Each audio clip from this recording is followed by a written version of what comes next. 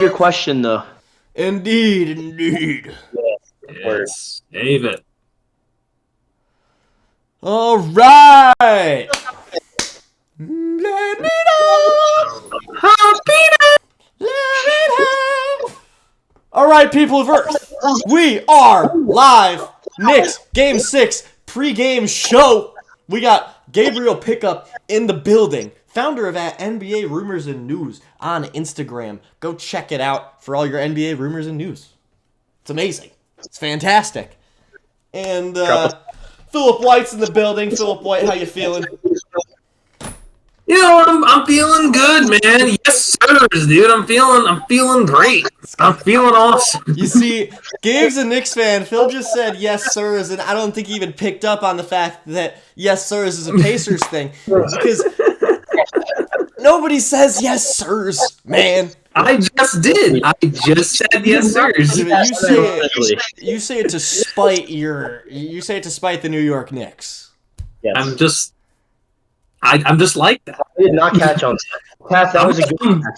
I'm getting a shirt. I'm getting Taff a shirt that says yes, sirs. And I'm gonna get a picture in a minute if the Knicks don't come back.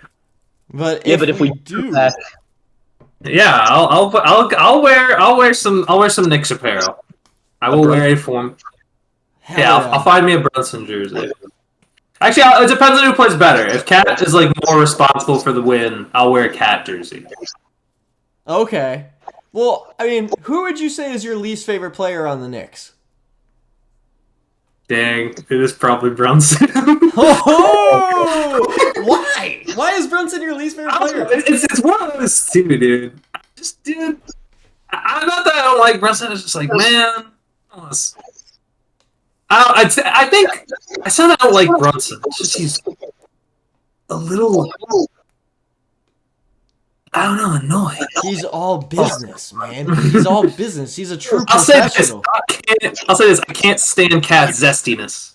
Cat's zestiness is what makes him the GOAT. It's what defines him. Yeah. Exactly, dude. I don't like what defines him. I love watching him ball out, and at the same time he's hitting the chest pass like, it's great. I love it. Oh, man. The most playoff points without a free throw. So if that's the argument, I don't think it's a valid one. That's true. Did you know that, Philip White? What? The most playoff points without a free throw? It's Jalen Brunson. And people say he's a foul baiter. Ooh, Brunson? Yeah. I kind of agree with that take. He's got the most playoff points without a free throw, though. I just think they've been fouling the shit out of him. There are some times where I see fouls where I'm like, dude, that ain't no way. Like, there's it's not even the fact that he's baiting him. I just feel like he gets calls that should not be fouls. Like, I don't know how, but there's just calls that he gets that I'm like, that ain't no foul. I think there's more examples of him getting fouled without the whistle than there are of him not being fouled and getting the whistle. I think, for the most part, that's kind of true, but I saw a lot of it in Indiana. Knicks Pistons, bro. If you rewatch Knicks Pistons, they were not calling anything. Granted, they weren't calling much for either team. Yeah, that was the whole game. That's why I think that whole no call on the Tim Hardaway Jr. 3, that's why I think that's irrelevant, because they were calling it, like, BS the entire game, so I don't think they dictated the outcome. I'm not saying it did dictate the outcome. I'm just saying, focus a little bit too much for my game. Like, SGA gets all the rage for, like, getting foul baiting. I feel like Jalen Brunson doesn't take the same amount of heat for it, even though I think they have very similar styles of play. Oh, they do not. You know who I think is the worst? The worst free throw merchant in the NBA, in my opinion, is Jimmy Butler. You think it's Jimmy Butler? I thought he does more antics than he does just regular shots. That's kind of true. Watching him on the Heat run, I didn't feel it. I didn't think I was seeing a ton of that. Warriors Rockets, bro. It was miserable. Well, it was miserable for me. Like when we were talking about foul baiters, man. The teams that came to mind were I hated watching the Sixers when they had Harden and Embiid. Oh yeah. Oh my god, it was awful. And But that was free throw merchant Harden though. He kind of stopped doing that on the Sixers. I feel like he was still free throw merchanting, but Free throw merchant. free throw merchanting. But I think the worst free throw merchant in the NBA, and it's not close to me. I mean, it's a freezing cold take, but it's SGA, man. Like, you have like he'll be going up for some layup with no contact, and he'll make some exasperated face like, Yeah, he'll drive into the contact. yeah, and it's just to say Brunson and SGA have a similar play style. I disagree. I don't know. Brunson will take the charge. Brunson is more gritty, whereas SGA is more like shiny finesse. I think that's such a. I don't know another way to say it. Like, I know you talked about earlier, it's extremely cool take. This is a general take on the Thunder. Everybody right now is full blown Thunder hating. I don't know what to tell you. For the most part, they're just a very good team, and it just every single time I hear it that they're talking about, man, I hate watching this team. Why? Like, there's so much that is entertaining about this team, and the fact that it'll come down to like one or two foul baiting plays when the rest of the team plays great defense. You got Caruso on there, who is an animal. You got Jalen Williams, and the one thing I don't like that's so annoying to me is watching Chet randomly shooting a three. Like, you're not Jokic. Get out in the paint. But outside of that team is so fun to watch. You know, I think Chet Holmgren also foul baits, and people don't realize it because they're mad at SGA. If you look, he does try to draw a lot of contact. It's the same argument. Like, honestly, I think Cat is a bigger foul baiter than Brunson is. Like, if you look, obviously he'll shoot those like logo threes, but if people are mad at Brunson, they should be more mad at Cat, in my opinion. Because Cat, when he drives, like, he has that whole compilation of like, oh my god! That's true. Brunson does foul a lot. Yeah, I think. Yeah, I think Cat is a bigger foul baiter than Brunson is, but I wouldn't consider either of them. I will say, I think generally speaking, especially with the teams that remain in the playoffs, let's include the Timberwolves for the sake of the conversation, I think foul baiting is generally lower now. We don't see as many people flopping like crazy. Like, oh my gosh, watching Joel Embiid gives me a stroke, bro. Like, it is falls down after every single play. Yeah, and screams. And screams. And stomps on Mitchell Robinson's ankles. I remember, dude, it was, I don't even want to wish this on him, but there was something poetic about Embiid being out for the season the day that Mitchell Robinson comes back. Yeah. I mean, I wish him a... I want to chat Mitchell Robinson, man. I was so wrong. Not because of his skill. I knew his skill was there, but I said he would never be healthy when it matters, and he is healthy, and he is putting in God's work. Dude, yeah. I've been saying this. I'm sure I've said this around you and we're watching the game. Like, he's gotten so much better. I don't know, I don't know what it is, but he is that glue guy now. And similarly to Josh Hart, his defense, his hustle plays. He's there when you need him. We're not seeing Mitchell Robinson goof up the same way that we would in years past. Like, I remember, maybe it has to do with the play style, but I remember back in the Alfred Payton days, Alfred Payton would pass it to Mitchell Robinson, and Mitchell Robinson would never be ready for the pass. We would have certain games where Mitchell Robinson would play more than 20 minutes and end his time with like 5 rebounds, and it would be like, what the hell's going on? And now we're not really seeing that. His consistency. He's not making rookie mistakes. It's great. Nope. Shout out to Mitchell Robinson, man. Too. Remember, he was the worst in the NBA with fouls his rookie year and his second year. And now he's staying out of foul trouble. Mm-hmm. Speaking of foul trouble, dude. Yep. Karl Anthony Towns. Yep. This guy, it's like I think we talked about this last pregame show we did. It's like he forgets how large he is. Like, this man is like, what, 6'11", 7 feet tall. looking at him on the court, maybe 270 is shooting a bit high, but like he's got to be in that ballpark. 6'11", 7 feet tall, and here he is. Like I remember there was one play, I think it got him his 4th foul in the last game, and he had a guy driving to the layup on him, and instead of like just doing this, like using the presence of his body, it was like a textbook foul. It was like he just extended his arms, and it's like, bro, you don't need to do that. Yeah. And I'm glad that Chuck gave him a earful about it after the game. yeah. I think he deserved to hear that. And like he tried brushing it off, but like they made sure that he found out like this is not okay. Like they made sure he went home with that message at TNT. Yeah. I like that message was on national TV because like initially my first thought was like, all right, there's no way that he's not hearing about that in like during film. And but yeah, whatever it takes, man. Whatever it takes to get Cat to not make stupid fouls. So yeah. I understand how it happens every single game. Literally. It's every game. There's no like I get that the like Pacers are probably trying to go at him so that he can foul.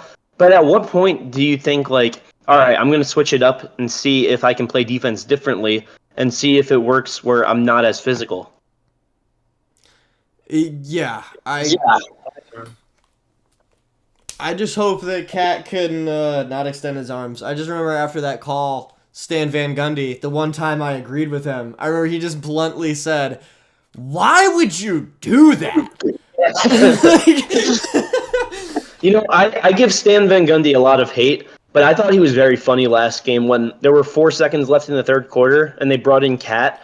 And they said, He said, I wouldn't even bring in Cat for these 4 seconds because I don't have faith that he won't commit a silly foul. If he's going to be in this play, he cannot set a screen. I thought that was really funny. Yeah. I missed that call, but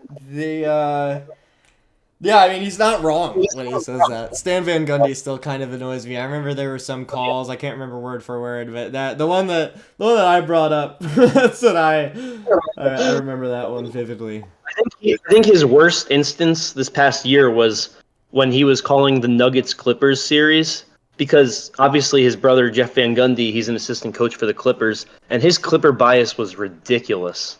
Like, that was probably the most... I would have assumed it was a local broadcast if I was new to the NBA. Really? What was he saying? Was he just, like, openly pulling for him? Yeah, he was saying everything was against the Clippers. It shouldn't have been. He was saying, like, whenever a Nuggets player would argue a call, he'd be like, I think he needs to keep his mouth closed. Like, I don't think he knows what he's talking about. He would... Whenever players got chippy, he would always blame the Nuggets. It was obnoxious. Like, how people think that Reggie Miller is, that's how Stan Van Gundy was. And Reggie Miller does have his biases, but at least he tries. Yeah, honestly, putting Stan Van Gundy next to Reggie Miller throughout this series has made me have more respect for Reggie Miller. And, like, that makes me sound like the biggest Stan Van Gundy hater ever. But, like, yeah, Stan Van Gundy, like... He is just generally obnoxious. Like, I remember watching the game with a handful of people the other night. It was just me and like 2 other people, and I was just saying to these people, like, listen to what this man is saying. How is he on national TV? I'm so sorry, Stan Van Gundy. This seems like congrats to you for getting your bag, but like, oh my god, some of the stuff he says is just like, ugh. I want to know if he's like this close-minded on national TV. I want to know, like, obviously he's had his good runs and his bad runs as a coach, but I want to know how annoying it must have been to have to work for him or be a player and have to deal with some of the stuff that he pulls. Like, I'm sure that he was like no nonsense is kind of Tibbs' thing, but SVG must have been like one strike and you're out. Like, there was no room for improvement when it came to making mistakes. Yeah, I mean, I would, like, he does seem like a very, I don't know, his vibe, obviously I don't know the guy, but, like, he seems like it would suck. It seems like it would suck for him to be your superior. Like, yeah. Like, oh, I wouldn't do that. I, You know, I it's would because if I was the ref.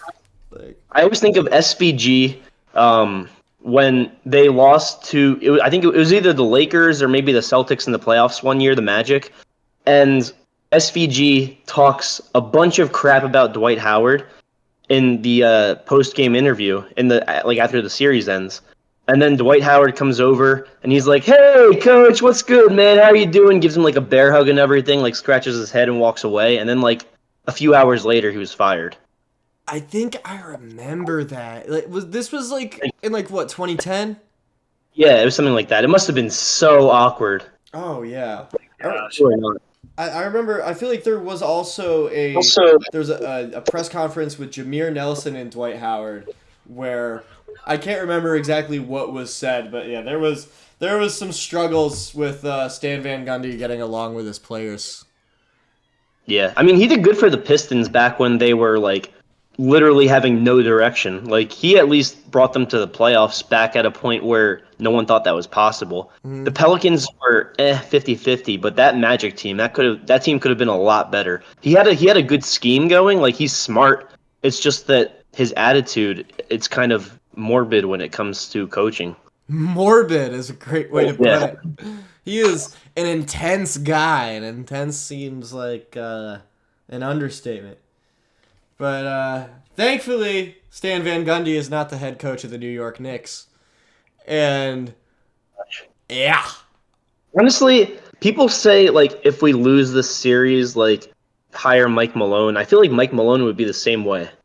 Yeah, I think Mike Malone would be a lateral move. Yeah, I agree. I mean, obviously he's won a ring, but to me, he just seems like that, like, CW network hire where it's like a typical. It's almost like he's almost like a football coach. He's like a football coach, like in the 70s. Like that's the vibe I get from him. Like drill sergeant sort of thing. Yeah. Yeah, I could Like- see that. Like again, I don't know him, so I'm totally wrong here. But like that old school, like Hollywood racist cop hire. Yeah. He's got the look. Wow. Yeah. Bald guy. Kind of like Just stone faced. Yep. get out of the car. I'm not saying he's a bad coach, great coach, but still, I don't want Mike Malone on the Knicks. Yeah, you know who I wanted? It wouldn't really make sense now. Back before we traded for OG Anunoby and we still had RJ Barrett and Quickly, I wanted us to bring in Kenny Atkinson. Oh yeah, Kenny's a great coach. You know what the issue with a lot of coaches? Everyone knows how to yell at their players. It's how do you be vulnerable as a coach? How do you balance that? And not a lot of coaches can balance that. You see, like even with Tibbs, I'm sure Tibbs has his vulnerable moments. He'll never let us see it, but at least with him, you can see there's some sort of humanity underneath. Like these coaches in the NBA, NFL, whatever, they have such a hard shell that you often forget that it's like a human level interaction still, and you gotta find a way to dig under that shell. And I don't think a lot of NBA coaches can do that. That's what I'm looking for in a coach. Is like every coach is smart. The scheming has to work, but you have to be able to find that sensitivity side to them. The human aspect, the emotional Yeah. availability. I think that's a big thing about Kenny Atkinson. I mean, he's a younger guy. I remember when he had that team with the Nets that has since broken up for the most part, when they had Jared Allen, Karis LeVert. I just remember thinking like, oh wow, this guy, I don't know, it seemed like he was building something there for a second. He's with the Warriors now, right? No, he's head coach of the Cavs. Yeah, yeah. I was keeping you on your toes there. Yeah. But yeah, all right. That's what that was. yeah. But all right. Knicks Pacers pregame. Game 6 tonight. What are we thinking? What needs to happen for the Knicks to win? Phil, I'll let you go first because I'm gonna be biased no matter what I say. Well, I mean, I'm probably going to be biased the other way. I think what needs to happen for sure is, I think in a game going into Indiana like tonight, you're not going to get Indiana. Well, let's actually, before I even go into that, let me go back to Game 5. The reason the Knicks won Game 5 was because Jalen Brunson stepped up huge defensively. games 1 through 4, they went after Jalen. I think they were shooting 67% when he was covering him. And in game 5, I think it was like under 30. I think the overall Indiana had bad shooting night, but he was like in the 30, like close to the 20 range. I think they went 3 of 14 against them, which is really. I think that was a huge step up for them in terms of getting that defensive help. And I think Indiana's going to play better. I think they're going to get better shots. They're going to get better looks in Game 6. I think it comes down to, outside of Cat, outside of Brunson, where's your third guy? Somebody else I think has to go off. It's got to be Mikal Bridges or OG, probably one of those two. But I think they need one more guy to step up if they want to force a game 7. Just because I think Indiana knows what's coming with those two guys. I hear you. And what I think needs to happen is, in my opinion, we can't keep up with their pace. And their pace and space players, Tyrese Halliburton, Nembhard, Nesmith, Miles Turner even, those guys, if any of them make a shot, they're going to make their next 3 or 4. And the Pacers, when they're hot, are the most dangerous team in the NBA. To me, what has to happen is we have to live with the fact that Pascal Siakam can go off on us and kind of slow the pace down. Now, how do you do that? When a player makes a shot, you make sure he does not get the green light to shoot again. Like, that's what we saw in Game 1. That's what we saw from Halliburton in Game 4. That's what we saw from Siakam in Game... I think that was Game... Was that Game 2 where he had, like, 40 points? Or was that Game 3? May have been Game 3. Yeah, we lost when that happened. And when Pascal was doing that, that was because he was actually keeping up with that pace. Nembhard has been doing it on and off all series. So whenever any of those guys start going, we got to make sure that they don't make their next shot. And that's so we in a way we have to make sure that the Pacers beat themselves a little bit.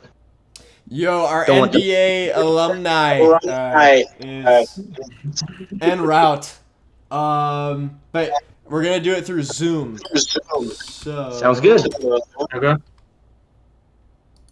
Gonna whip that up right now. You hopping on Zoom and he hears all of us then? Yeah, I'm pretty sure what I'm gonna do, it's gonna be the same thing as in Discord. Like, I'm still gonna have this format up, but I'm just gonna paste the cameras from Zoom into Perfect. OBS. Let's go. Also, another key, TJ McConnell. He cannot get 10 points in the first half like he has been like basically every game besides last. Yeah. TJ McConnell, as annoying as he is to play against, I love TJ McConnell. Oh, he's a guy that you love on your team but hate to play against, yeah. Oh, yeah, because he's that hustle guy, man. He's awesome. Yeah, it's kind of like, there's like a build for that in the NBA. The TJ McConnell, kind of like Alex Caruso. Marcus Smart is like the top pedestal of it. We had one of those in 2013 where our NBA alumni played with the Knicks. Mr. Pablo Prigioni was one of those guys too. Yes, sir. Only scheduled meetings. Oh, bro, they really Zoom really charges you to have a meeting over 40 minutes. I wonder how that's gonna work. Oh, really? They must have done that recently. Yeah, That's insane. I've never I've never the heck, man. My data's not enough now. Now you need more money. Yeah, for real. It's been saying honestly. Video on. Cookies. Ridiculous, man. Ugh. This Google selling my information for $13 whole. I'm not even like worth it. I'm not even a Five Guys burger anymore. They sell your information for cheaper than Five Guys food. That's whack. Honestly, I'm not a big fan of Five Guys. Is that a hot take? That is a hot take. Recently, I love Five Guys. no, because I recently had one. It was like kind of, I don't know. It's definitely not the same quality as it once was. I think. Taff, are we hopping into Zoom? Yes. I need to figure out how to join my own Zoom call as well. Actually. Is it still going to like register that we're live, streaming and everything? Yeah, because the whole thing will still be running through OBS. Yeah. Alright. Launching it now. Let me I email need to this to myself. Oh yeah, I So don't our have friend Zoom can downloaded. join. What? Excuse. Okay, never mind. There we go. Do I need to install Rosetta? The Rosetta Stone. It says to go online. You need to install Rosetta. See if it works. I'm on the same boat. I'm just gonna try and see. We're gonna see what this does. I just hit yes. SMITH. Bing, Me when I'm bang. hitting yes on a bunch of things. I'm hitting Yeah. yes on a bunch of If it's gonna be things. yes for the Yes on a bunch of things. USB Doesn't even 2.0 type my full power. name. That's Sign in. I thought I was signed in. this guy. And Wait a minute. Let me what? shit. That's not my mic. Throw my camera That's my mic. off. What? VR. Boom. Google. It's saying I need to launch. I need to download something. Oh yeah, you might need to download the Zoom Meetings app. Am I in the Zoom meeting? How am We I? shall What? see. I'm not even in it yet, but I'm I trying definitely to. have Zoom on my laptop. Yeah, I do. Okay. Maybe it's because I need to turn this off Just and close that. turn this Maybe, on in real here. quick. Come on. Everybody Yay! looking on the stream right now is just seeing us try to figure out like we're old heads. Yeah. Dude, yeah, in 20s and we don't know how fucking Zoom works. Yeah, it's not letting me join for some reason. That's strange. Fuck. How am I in here Oh. yet? There's no one else. Because I can my claim host Zoom of the is meeting. being It's weird fine as then. well. It's not letting you in either. Yeah, I'm figuring it out. Zoom can be wonky. Phil has joined your meeting. Yeah, I've been in. I've been in here. I've been in here. Oh You know what I'm saying? wow. I've been in here. You've been with it. I've been with it. You, man. He been I'm all in about that. I'm all about that. I'm all about. Flexing us. Hey, let's go. All right.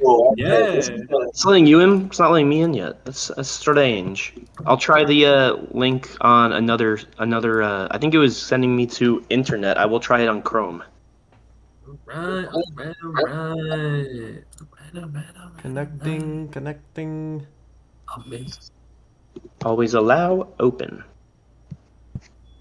Let's Camera go. on. Let's go. Whoa, it's everywhere. Well, why don't I? Wait, Huh. let me do something in on so my many OBS things right now. quick. Oh my gosh, everything's going crazy. Oh my gosh, I can hear him twice because I'm in Zoom and in. Oh gosh. You don't have to mute one of them. This one. Okay. Oh, shoot. Okay. Dang, what? Alright, I'm still here. Yeah, me too. Yeah, because he left that. He's now in this. I think it's because I was There we double go. talking because I'm in both this Zoom is not responding. and this. So now I'm like the magic conch shell that's going in between. How are you like the magic conch shell? Because